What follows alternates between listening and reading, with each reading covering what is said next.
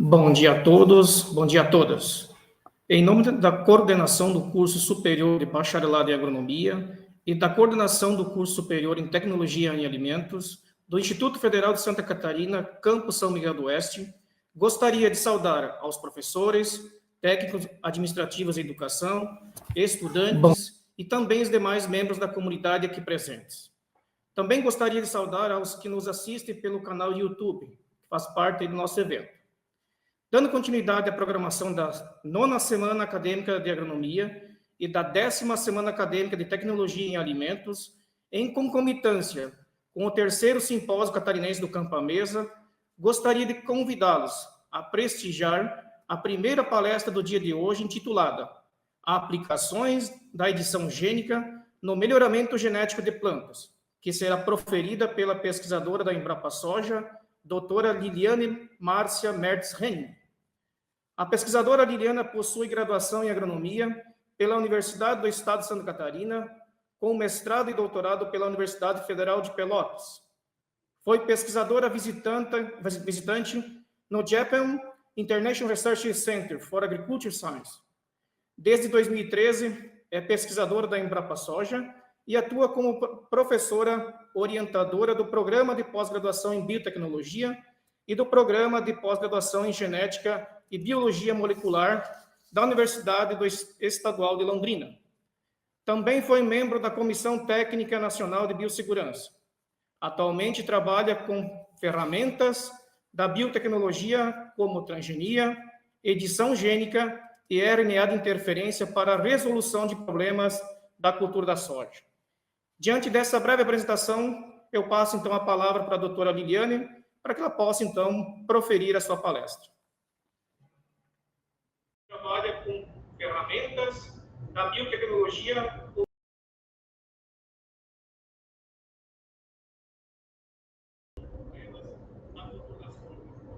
Diante dessa breve apresentação, eu passo então a palavra para a doutora Liliane, para que ela possa então proferir a sua palestra. Bom dia, pessoal. É uma satisfação muito grande estar aqui com vocês nessa manhã. Eu gostaria de agradecer muito pelo convite, pela oportunidade.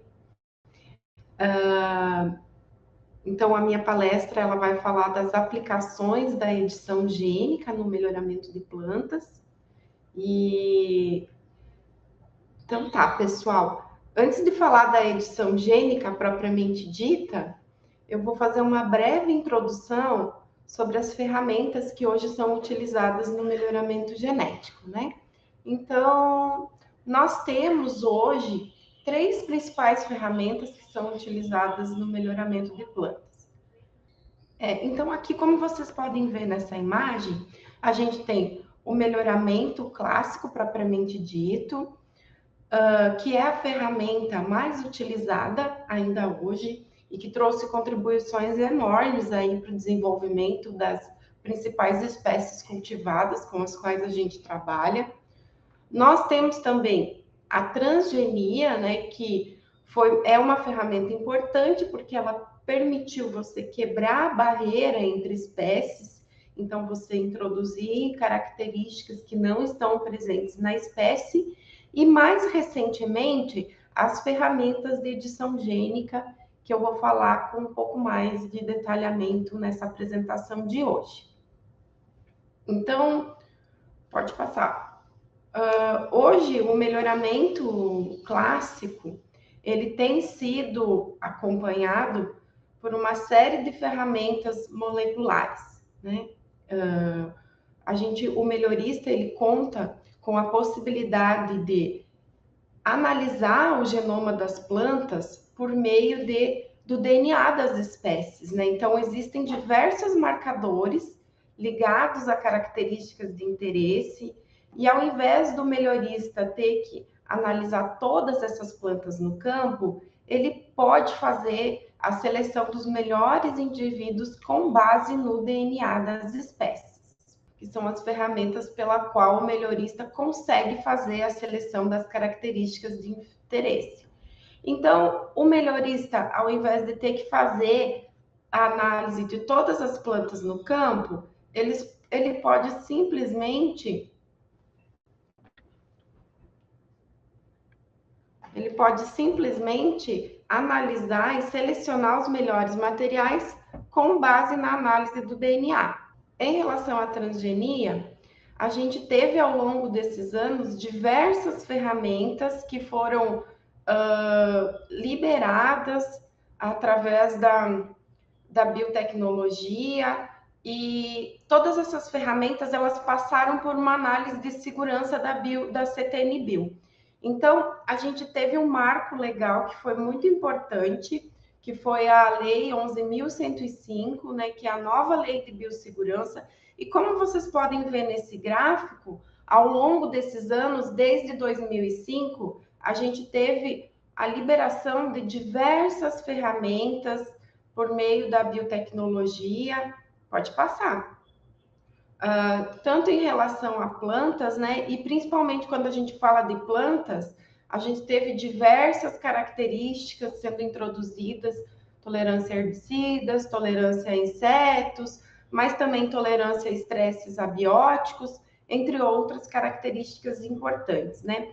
Então, essa lei ela foi um marco muito importante porque ela definiu todos os critérios pelos quais as plantas que fossem desenvolvidas por meio da transgenia, elas pudessem ser liberadas comercialmente. Então, definiu os requisitos de quais avaliações que teriam que ser feitas, tanto para você desenvolver atividades, seja de transporte, pesquisa, e incluindo a parte de liberação comercial. Então, uma planta transgênica, para ela ser liberada comercialmente, ela precisa passar por uma série de avaliações, mostrando que ela é segura tanto para a alimentação humana, animal e também para o meio ambiente. Na sequência, no próximo slide, então, a gente traz alguns exemplos de como a biotecnologia ela está presente no nosso dia a dia. Então, hoje em dia, quando a gente vai ao supermercado, dificilmente a gente vai ter a gente vai passar um dia sem consumir produtos oriundos da biotecnologia. Então, quando a gente fala de produtos de limpeza, esses produtos eles são desenvolvidos por enzimas geneticamente modificadas. Quando a gente fala de medicamentos, a gente tem diversos medicamentos que foram originados por meio da tecnologia de DNA recombinante, alimentos em si, e também até o caso do mosquito, no caso o mosquito da dengue, né, que foi uma tecnologia importante, é uma tecnologia importante para o controle do mosquito vetor da doença. E como, pode passar? Como primeira tecnologia desenvolvida por meio da transgenia, a gente tem um exemplo, então, da insulina, que é utilizada no controle da diabetes, né? A insulina, hoje a insulina que é utilizada pelos pacientes que têm diabetes, a maior parte dessa insulina, ela é oriunda da tecnologia do DNA recombinante. Então, o primeiro produto que surgiu dessa tecnologia na década de 80 foi a insulina humana, né? Antes disso, a insulina que era utilizada no tratamento da diabetes, ela precisava ser isolada de pâncreas de animais que seriam abatidos. E hoje, então, o que foi feito? Foi identificado qual o gene responsável pela produção de insulina em humanos. Esse gene foi clonado em micro-organismos. Isso possibilitou a multiplicação desse composto em larga escala, o qual é purificado e utilizado, então, no tratamento da diabetes. Aqui também eu trouxe alguns exemplos para vocês de como a transgenia pode ser utilizada como biofábrica, né? Então, a gente tem diversos exemplos hoje de como essa ferramenta ela pode ser utilizada tanto na produção de alimentos, quanto também na produção de tecidos, de outros compostos importantes para a indústria, né? Então, aqui eu trouxe para vocês um exemplo da produção de produtos que são substitutos ao leite, os quais são produzidos por meio de ferramentas de DNA recombinante. O que foi feito nesse caso? Esses produtos eles já estão disponíveis à venda nos Estados Unidos. E o que foi feito nesse caso? foi isolado genes responsáveis, então, pela produção de proteínas do leite. Esses genes foram identificados nos bovinos, né, nas vacas. Esses genes são inseridos em bactérias e leveduras, passam por um processo de fermentação e aí eles conseguem produzir uma substância, então, correspondente ao leite e que não necessita do animal para ser, então, produzida e utilizada na fabricação de diversos alimentos. Então, na sequência, é uma imagem onde eu mostro para vocês o exemplo de como esse produto ele é produzido. Então, você identifica os genes responsáveis pela produção do leite nos animais, coloca isso em micro-organismos e depois produz isso em escala por meio de fermentação e purifica. Então, esses produtos, eles têm sido utilizados em nichos, né? Hoje em dia, a gente vem crescendo muito o interesse de pessoas que querem utilizar esses produtos que são de origem vegana, que não necessitam de animais para sua produção, e aqui a gente tem um exemplo disso. Na sequência, eu mostro para vocês um exemplo, então, de produtos que são gerados por meio dessa mesma tecnologia do DNA recombinante, mas para a produção, então, de tecidos, de cosméticos, por meio, então, do isolamento da fibra, que é responsável pela síntese da seda de aranha. Então, da mesma forma que eles fizeram esse processo de utilizar a tecnologia do DNA recombinante, de utilizar a transgenia para produzir produtos em substituição aos lácteos, eles também conseguem fazer esse mesmo processo, isolando os genes que são responsáveis pela produção da teia de aranha para a fabricação de tecidos, de cosméticos, e isso já está sendo comercializado em parceria com diversas empresas importantes, como Adidas, Stella McCartney. E na sequência vocês podem ver, então, como é feito esse processo, né? Da mesma forma que eu mostrei anteriormente, os genes responsáveis por essas proteínas da fibra, eles são identificados, eles são inseridos em leveduras para a produção desses compostos em larga escala, né? Um outro exemplo, então, que eu trouxe para vocês, agora aqui só mostrando novamente, então, como é feito isso na teia de aranha, mas a gente já pode passar, então, para a próxima etapa, que seria um outro exemplo, no qual eu mostro para vocês a produção de outras proteínas, no caso de substâncias também aplicadas na área da saúde, onde a gente tem um exemplo da soja como uma biofábrica, né? Então, por favor, pode passar. Então, aqui a gente tem uma proteína que é muito importante para a fabricação de medicamentos para o controle do vírus do HIV. Então, tem um pesquisador da Embrapa Recursos Genéticos e Biotecnologias que conseguiu isolar genes de uma alga e produzir essa proteína, que é a cianovirina, produzida em larga escala para o tratamento do vírus do HIV. Aqui já é um exemplo de como a gente pode utilizar a soja como uma biofábrica também para a substituição de produtos de origem animal, né? Então, essa empresa, a Molex Science, é uma startup. O que ela fez? Ela isolou genes responsáveis pela produção da carne suína, ela inseriu esses genes na soja, e como vocês podem ver nesse slide, pode dar sequência, por favor, a gente teve a introdução de características da carne suína na soja, tanto em termos de coloração, em termos de sabor, propriedades organolépticas. Inclusive, eles chamam essa tecnologia de pea soy, que vem de suínos a partir da soja, né? Então, hoje, qualquer produto oriundo da ferramenta da transgenia, ele precisa passar por diversas etapas, que inclui a fase que a gente chama de liberação comercial.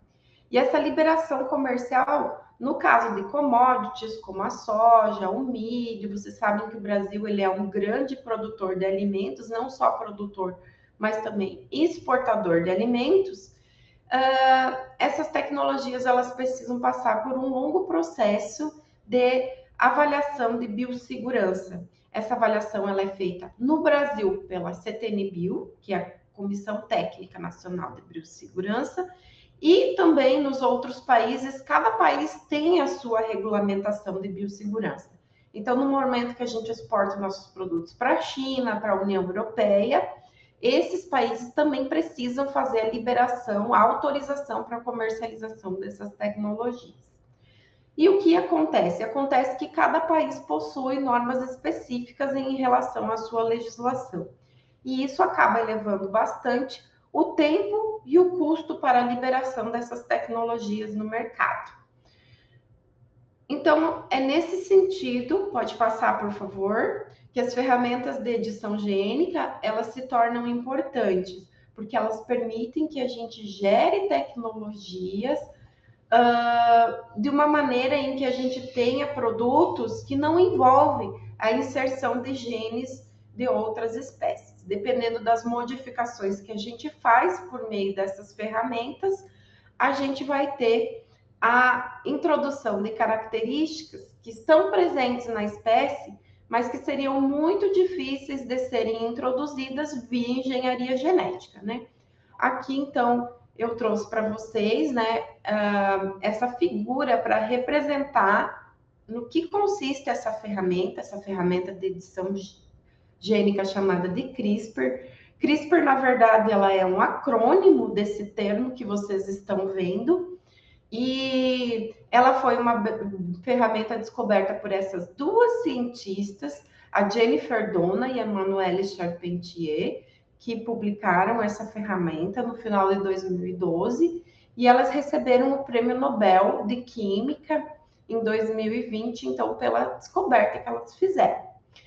E no que consiste essa tecnologia? Ela se baseia, falando de uma maneira mais simples, ela se baseia na utilização de dois componentes principais, um que seria uma enzima, né, que a primeira enzima descoberta foi a enzima Cas9, e essa enzima, o que ela faz? Ela corta o DNA do plafita, né? E ela não corta em qualquer local. Ela corta esse DNA mediada por um pequeno RNA guia que você desenha em laboratório. Então, com base nesse pequeno RNA guia que a gente desenha em laboratório, ela vai percorrer todo o DNA da espécie e identificar regiões, então, as quais a gente deseja fazer a edição. Então, ela pode fazer isso. Se você sabe qual é o gene que controla uma determinada característica, você pode desenhar um pequeno RNA guia para editar precisamente nesse local, né? E essa edição, ela, após você fazer esse corte, vai ocorrer o acionamento de mecanismos de reparo celular da célula que vão permitir tanto a inserção, como também a troca, ou como também a deleção de sequências de interesse, né, que você deseja modificar. Então, com isso, você consegue desligar genes, você consegue trocar sequências que estão presentes na espécie. Eu trago o exemplo da soja por ser a cultura com a qual eu trabalho, né? Então, se você tem uma soja mais selvagem e você quer introduzir características dessa soja selvagem na soja cultivada atualmente, você pode fazer isso por meio dessa ferramenta. Aqui nessa imagem vocês conseguem observar o desenho, então, dessa figurinha, onde você tem ali uma espécie de bisturi, uma espécie de tesoura, e você consegue ir lá no DNA e fazer uma edição. Como o próprio nome diz, edição, você consegue alterar o DNA da forma como a gente deseja. Pode passar, por favor. E essa ferramenta, ela tem, então, aplicações nas diferentes áreas, não só no melhoramento de plantas, em diversas áreas da saúde, né? Incluindo o melhoramento genético vegetal. Ela é uma ferramenta que ela foi desenvolvida a partir de mecanismos que foram identificados em bactérias, né? E desde a sua descoberta, o uso dessa ferramenta tem sido tema de diversas revistas científicas importantes. Então, nós temos exemplo da Science, da Nature, e as principais revistas científicas, então, elas colocaram como capa, ao longo desses anos, o uso dessa ferramenta com diversas finalidades. Pode passar, por favor. Então, na sequência, né, vocês conseguem identificar aqui como que foi a descoberta desse mecanismo, né? Então, foi a partir de uma bactéria. Essa imagem que vocês estão vendo, ela representa uma bactéria, né? O micro-organismo no qual foi identificado CRISPR, né? E a partir desse mecanismo que ocorre nos micro-organismos, foi feita uma adaptação para a gente utilizar isso como ferramenta biotecnológica. Então, vocês conseguem ver nessa imagem que existe uma região do genoma das bactérias que é chamada do locus CRISPR. Esse locus CRISPR, ele contém essas regiões palindrômicas e foi descoberto que essas regiões palindrômicas, elas são intercaladas por regiões que correspondem ao genoma de vírus, né? E então, a partir disso, foram feitos diversos estudos e descobriu-se que CRISPR, na verdade, era um mecanismo de defesa contra a ação desses vírus. Então, existem vírus na natureza que infectam bactérias e CRISPR é um mecanismo, então, no qual você consegue quebrar o DNA desses vírus e impedir, então, que eles se desenvolvam e causem algum dano à bactéria, venham trazer essa bactéria à morte. E uma vez que a bactéria ela identifica esse genoma do vírus, ela pega um pedacinho desse genoma e incorpora no seu DNA. Assim, quando há uma nova infecção, ela consegue se defender contra o ataque desse bacteriófago. Pode passar, por favor.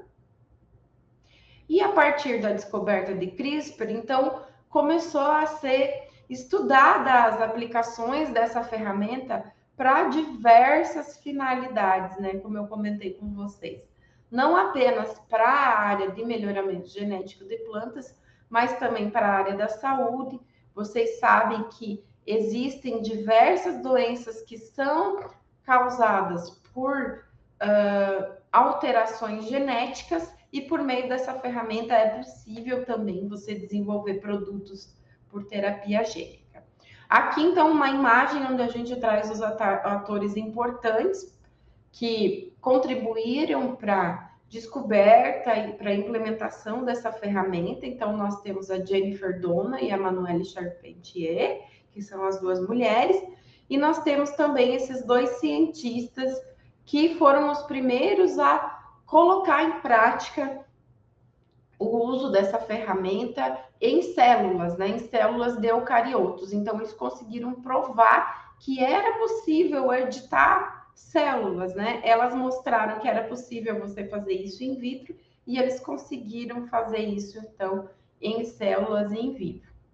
E no início da tecnologia, então, ficou uma disputa pelas patentes da técnica, né? E no fim, a patente ela acabou sendo atribuída aos pesquisadores, porque foram os primeiros a utilizar a tecnologia em vivo, e as cientistas receberam o prêmio Nobel. Pode passar, por favor. Então, como eu comentei com vocês, essa ferramenta ela tem sido utilizada para diversas finalidades, e aqui é o exemplo, então, de uma empresa, de uma startup, que ela tem um projeto chamado, a empresa se chama Colossal, e a finalidade dela é trazer de volta animais que passaram por extinção, né? Então, o projeto dela se chama Reextinção, né? Para trazer de volta esses animais.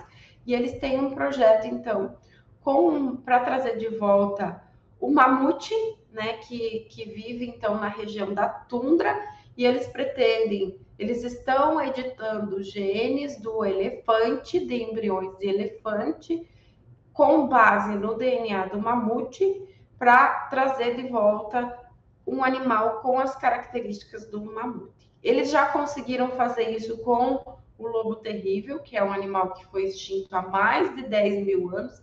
Aqui só para mostrar para vocês o quão versátil é essa tecnologia. Não estou trazendo aqui questionamentos sobre se isso é relevante ou não, nesse caso dessas edições, né, que foram feitas, mas eles conseguiram fazer isso no lobo, né, que então a partir de embriões do lobo cinzento, eles conseguiram editar o DNA baseado, então, no DNA dessa espécie que foi extinta há mais de 10 mil anos e conseguir fazer esse processo de edição, gerando um animal com características 95% semelhantes ao lobo terrível. Pode passar, por favor. Então, aqui também, colocando para vocês, a gente tem o exemplo, então, de novas enzimas que surgiram, porque essa primeira enzima que foi descoberta para ser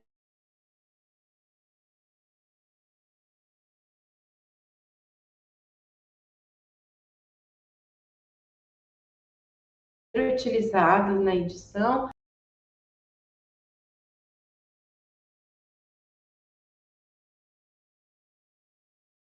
isso acaba democratizando o uso da biotecnologia. Então, agora, falando um pouquinho sobre a parte de regulamentação, né? De como é feita a regulamentação dessas tecnologias que são oriundas da edição gênica via CRISPR. Então, como eu comentei com vocês, a ferramenta, ela pode atuar de diferentes formas.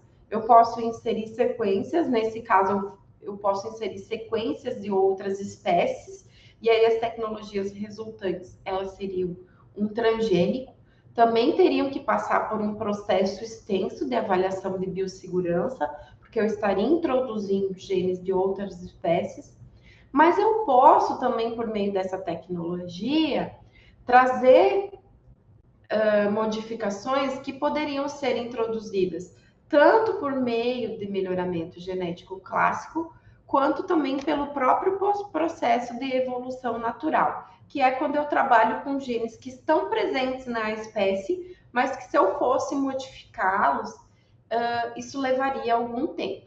Pode passar, por favor.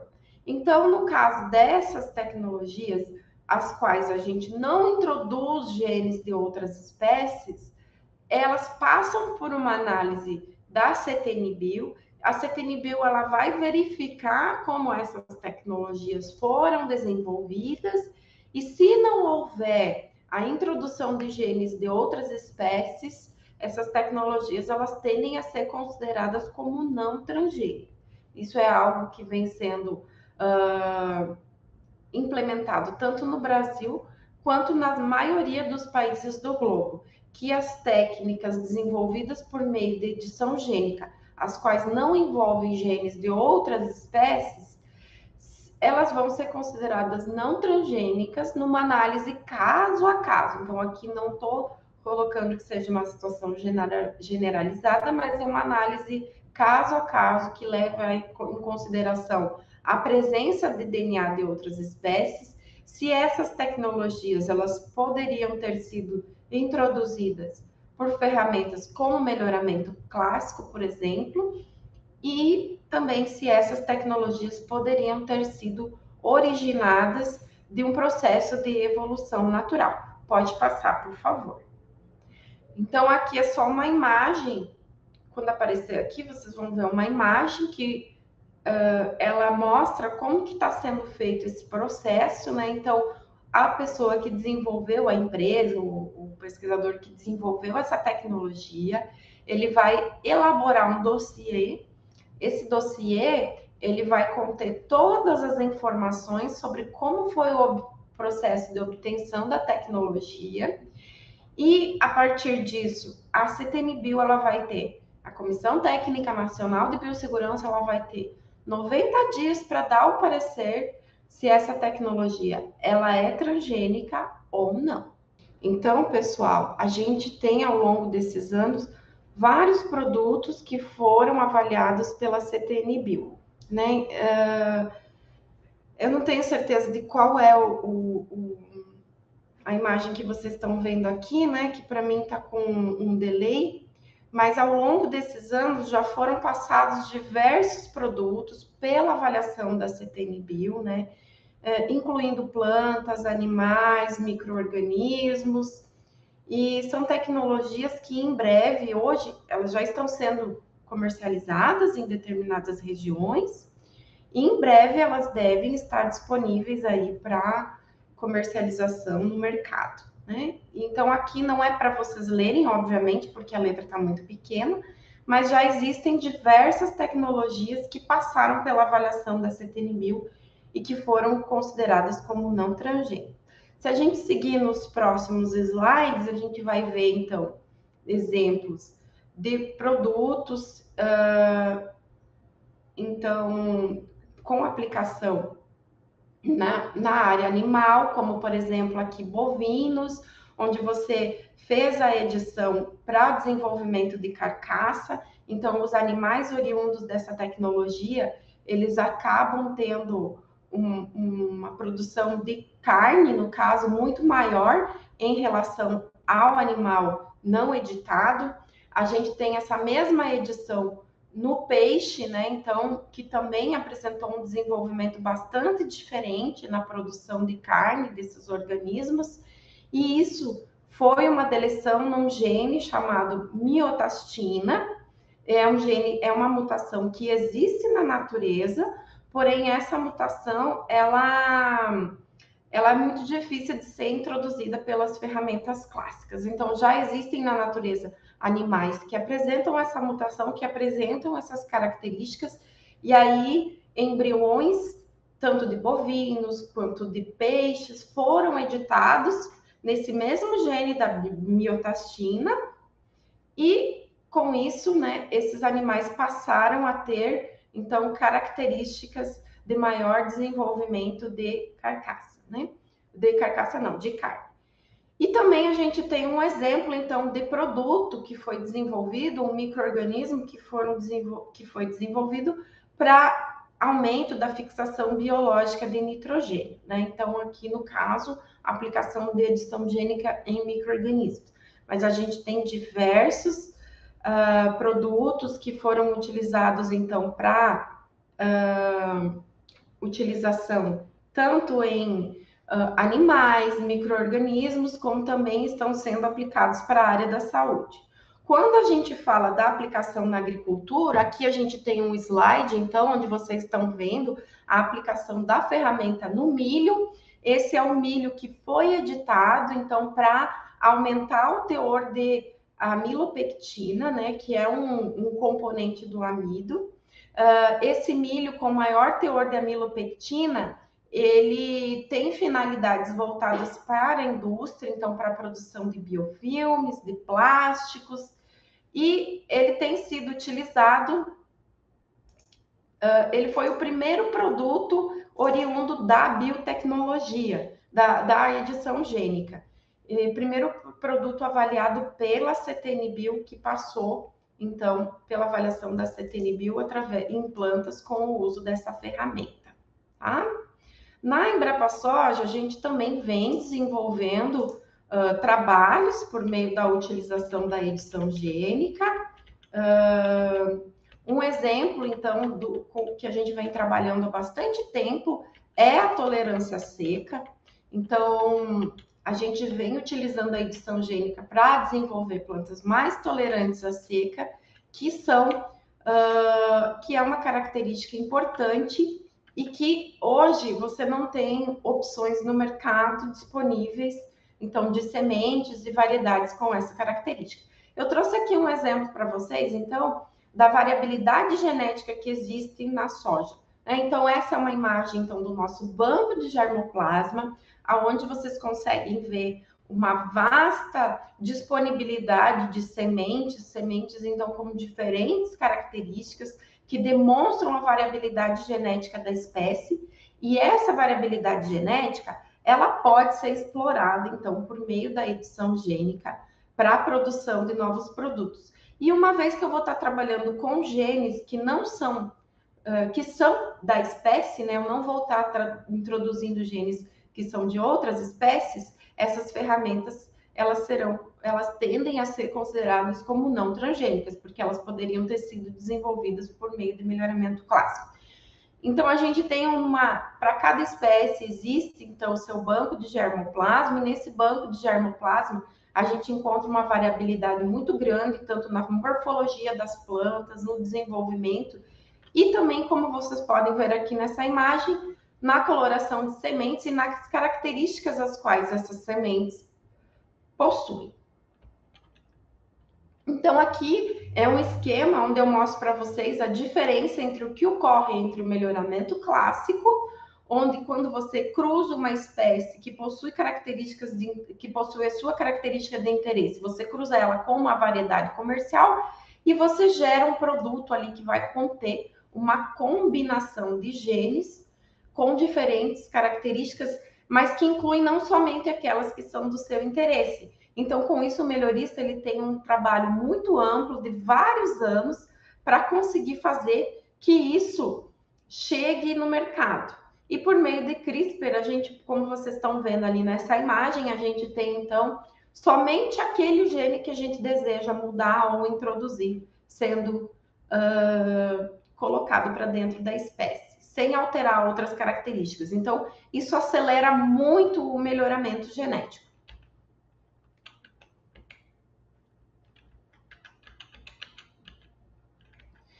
Então, um pouquinho sobre os nossos trabalhos. Uma das características das quais a gente trabalha é a questão da qualidade da soja para a ração animal, né? Então, a gente está utilizando essa ferramenta para eliminar fatores antinutricionais que estão presentes da soja.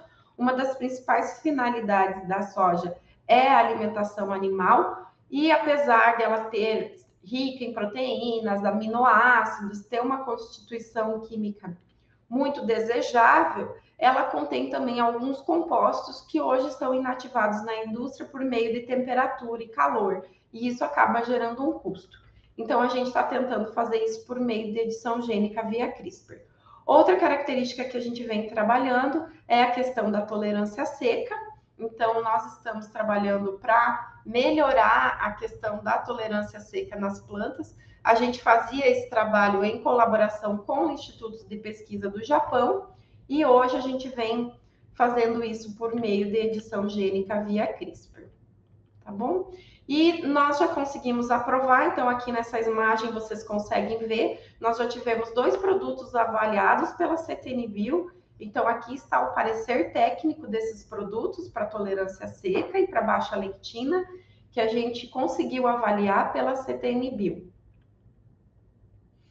Aqui um fluxograma, então, de como ocorre o nosso trabalho. Então, a gente começa com a prospecção do gene, depois a gente faz a clonagem desse gene nos micro-organismos. Por quê? Porque a gente precisa levar essa enzima, esse RNA guia para dentro da planta, né? E a gente faz isso, então, por um processo de transformação genética e cultura de tecidos. E depois, no final, a gente avalia se essa edição ocorreu realmente ou não, né? O próximo passo seria, então, a segregação desse gene para você tirar o vetor, o qual foi responsável pela inserção da Cas, e ficar apenas com a mutação. Aqui, então, mostrando um pouquinho da bactéria, qual a gente realiza esse processo, a Agrobacterium tumefaciens, que é uma bactéria que existe no solo e é ela que leva para dentro da célula vegetal a enzima e também o RNA guia que a gente deseja utilizar.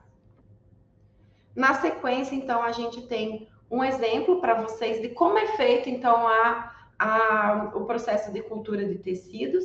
Eu trouxe aqui para vocês, então, essa publicação que a gente publicou, que é uma circular técnica da Embrapa, né? A circular técnica 128, como vocês podem ver aqui nesse slide, onde ela descreve a metodologia para a transformação de soja via Agrobacterium tumefaciens e todo o processo de cultura de tecidos que a gente utiliza.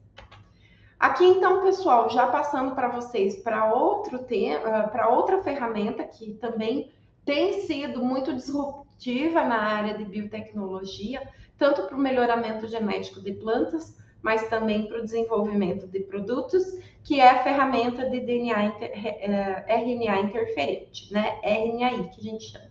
Então, como vocês podem ver aqui nessa imagem, o DNA, ele transcreve para uma molécula de RNA mensageiro, que vai, no final, gerar uma proteína.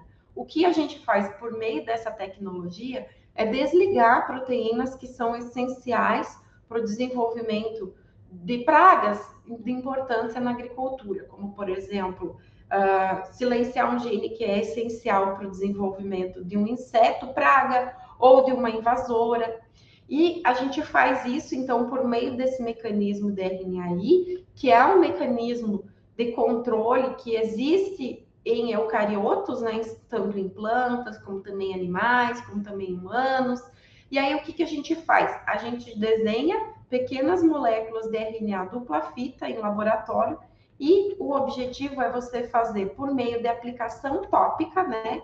Então, desenvolver como se fossem produtos por meio de RNA interferente que sejam utilizados como inseticidas, como herbicidas, né? E os pesquisadores que desenvolveram essa técnica, eles receberam o prêmio Nobel de Fisiologia e Medicina em 2006, né? Essa técnica ela já existe também para o controle da dengue, então eles alimentam mosquitos da dengue com dsRNA, que leva então a macho-esterilidade nos insetos, e aí soltando esses animais macho-estéreis, você tem um controle da população. Aqui, então, uma imagem mostrando como que isso poderia ser utilizado como defensivos biodirigidos. Cada vez mais o Brasil ele tem sido demandado pela questão da sustentabilidade. Então, esses dsRNAs, eles têm um baixo impacto ambiental. Por quê? Porque eles não deixam resíduos, eles são altamente específicos, então eles vão controlar apenas a praga, não os insetos benéficos, e isso vai ter um impacto muito grande no aumento da sustentabilidade e na melhoria desses processos. Aqui o exemplo, então, de um produto que já está sendo comercializado no mercado americano, que é um inseticida utilizado para o controle do besouro da batata pela empresa Greenlight, e ele tem mostrado um desempenho igual ou superior ao inseticida químico utilizado para o controle da doença. Aqui na Embrapa Soil nós estamos trabalhando com essa ferramenta para desenvolver, então, produtos à base de dsRNA para controle de percevejos, né? Então, a gente já conseguiu identificar genes alvos, testar esses genes inserindo no percevejo, e agora nós estamos trabalhando, então, em estratégias de delivery, que a gente chama de entrega desses produtos, desse dsRNA para dentro dos insetos, para dentro das plantas que a gente deseja controlar. E a gente faz isso estabilizando essas moléculas por meio de uso de nanopartículas, como vocês podem ver aqui nesse gráfico, então, mostrando para vocês que tem dsRNAs comparado aos controles que resultaram em 100% de mortalidade. E nós também estamos trabalhando com essa tecnologia para controle do capim amargoso, né? Então, um dos pontos que a gente vem trabalhando é melhorar as estratégias de delivery, né, que ainda são um dos principais desafios. O delivery seria a entrega do produto. Por quê? Porque esse dsRNA, ele precisa penetrar no inseto, ele precisa penetrar na planta para poder chegar na célula e desenvolver o efeito, então, que a gente deseja. Pessoal, o que eu tinha para mostrar para vocês hoje era isso. Eu peço desculpas, porque eu acho que não ficou legal. É que para mim aqui é um pouquinho difícil controlar sem poder passar, né? Sem estar vendo a apresentação. Mas eu agradeço novamente pelo convite. Aqui está o meu contato e fico aberta, então, a qualquer dúvida, qualquer questionamento que possa vir a surgir. E obrigada pela atenção de vocês. Bom, pessoal, então eu recebi aqui 3 perguntas, eu vou respondê-las para vocês, né? A primeira delas é se a técnica de edição gênica teria alguma limitação bioecológica, uma vez que ela for introduzida em alguma espécie, se ela poderia ter algum impacto ambiental, né? Toda a técnica, todo produto, ou planta, micro-organismo, animal, que for gerado por meio dessas ferramentas, ele vai precisar passar pela análise da CTN-Bio. E dependendo da modificação genética que você fez, a CTN-Bio vai julgar se isso tem algum impacto para a saúde humana, meio ambiente e também para os animais, né? Então, dependendo da modificação genética que você faz, esse produto ele pode não ser aprovado para comercialização, né? Uma vez que você estiver trabalhando com genes que já existem na espécie e que poderiam ser modificados por métodos naturais, esse material ele vai ser considerado então como não vai ser considerado transgênico, mas dependendo da modificação genética que você realizar, esse material ele vai ter que passar por toda essa análise de biossegurança que ocorre com os transgênicos, e também ele pode vir a não ser aprovado para comercialização. Então, uma vez que ele passar pela análise da CTN-Bio, ele vai ser um produto seguro, mas vai ter que ter essa avaliação para determinar se é seguro ou não. Se não vai ter alguma limitação nesse aspecto bioecológico. A outra pergunta foi em relação à primeira planta editada, por que foi o milho, né? E aí, então, pessoal, assim, o processo de edição em laboratório, ele não é muito fácil, né? Ele é difícil de ser desenvolvido, porque passa por um processo de cultura de tecidos, né? Que é bastante demorado e necessita, assim, de uma qualificação técnica para essa finalidade. As primeiras espécies que foram trabalhadas para a implementação dessa ferramenta foram espécies modelo. Então, em biologia, a gente tem uma espécie chamada Arabidopsis, né? Mas ela é uma espécie modelo, ela não tem relevância econômica. E das culturas que têm importância agrícola, o milho, a soja, são as espécies para as quais a gente já tem as ferramentas de transformação, de cultura de tecidos bem estabelecida. Então, por isso que foi as primeiras culturas a terem plantas editadas foram essas, né? No caso dessa planta específica do milho, essa mutação, ela era uma mutação natural, que poderia ter sido introduzida via melhoramento genético clássico, mas que isso levaria muitos anos. Então, eles simularam esse processo por meio de edição. Então, também, por esse gene já estar bem caracterizado, a gente já sabe qual é a mutação, né? E no caso da Embrapa Soja, além da soja, o que a gente vem trabalhando, então? Que foi uma pergunta, né? Outros materiais. Na cana, então, já teve uma cana que foi avaliada pela CTN-Bio.